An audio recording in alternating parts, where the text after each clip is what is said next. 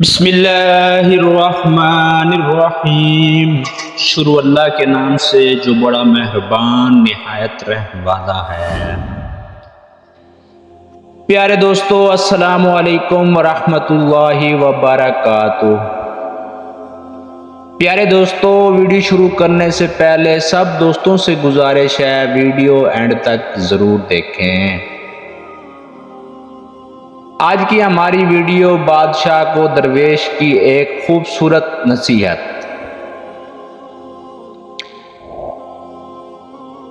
پرانے وقتوں کی بات ہے کہ ایک ملک میں ایک بادشاہ حکومت کرتا تھا۔ خوشحالی کے دن تھے۔ ایک دن بادشاہ کی ملاقات ایک درویش بزرگ سے ہوئی۔ بزرگ بہت ہی نیک اور پرہیزگار تھا۔ بادشاہ ان سے بہت عزت سے پیش آیا اور ملاقات کے آخر میں ان سے فرمائش کی کہ مجھے کوئی ایسی چیز تعویذ وظیفہ وغیرہ لکھ دیں جو انتہائی مشکل وقت میں میرے کام آئے۔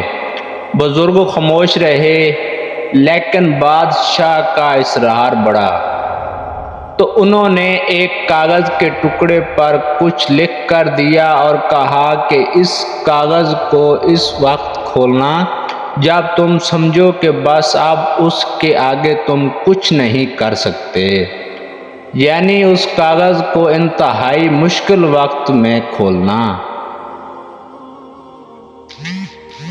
قدرت کا کرنا ایسا ہوا کہ کچھ ہی عرصے بعد اس ملک پر حملہ ہو گیا اور دشمن کی فوج نے بادشاہ کی فوج کو الٹ پلٹ کر رکھ دیا۔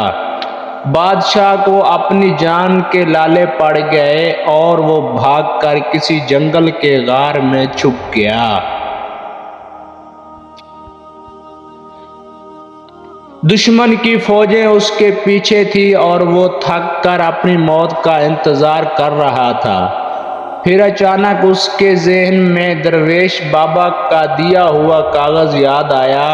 اس نے اپنی جیبیں ٹٹولی تو وہ کاغذ خوش قسمتی سے اس کے پاس ہی تھا۔ سپاہیوں کے جوتوں کی آہٹ اس کے قریب آتی سنائی دے رہی تھی۔ اب اس کے پاس کاغذ کھولنے کے سوا کوئی چارہ نہیں تھا۔ جب اس نے کاغذ کھولا تو اس پر لکھا ہوا تھا، یہ وقت بھی گزر جائے گا۔ بادشاہ کو بہت غصہ آیا کہ بزرگ نے میرے ساتھ یہ کیا کھیل کھیلا ہے، لیکن افسوس وہ کچھ نہیں کر سکتا تھا۔ اس نے تحریر کو کئی بار پڑھا، لیکن اس کی سمجھ میں کچھ نہیں آ رہا تھا کہ درویش نے یہ کیا لکھا ہے اور یہ کیوں لکھا ہے۔ بالآخر اس نے اپنی تلوار پکڑی اور سپاہیوں کا انتظار کرنے لگا۔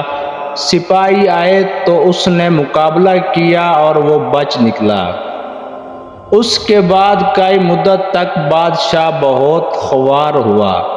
کافی سال وہ اس مصیبت کو جھیلتا رہا۔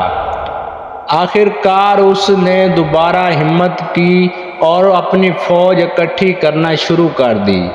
کافی سالوں کی محنت کے بعد اس نے اپنی فوج اکٹھی کر لی اور وہ دوبارہ سے اس ملک پر حملہ کر دیا اور خوش قسمتی سے اس جنگ میں اس کو فتح نصیب ہوئی اور وہ ایک بار پھر اس سلطنت کا بادشاہ بن گیا۔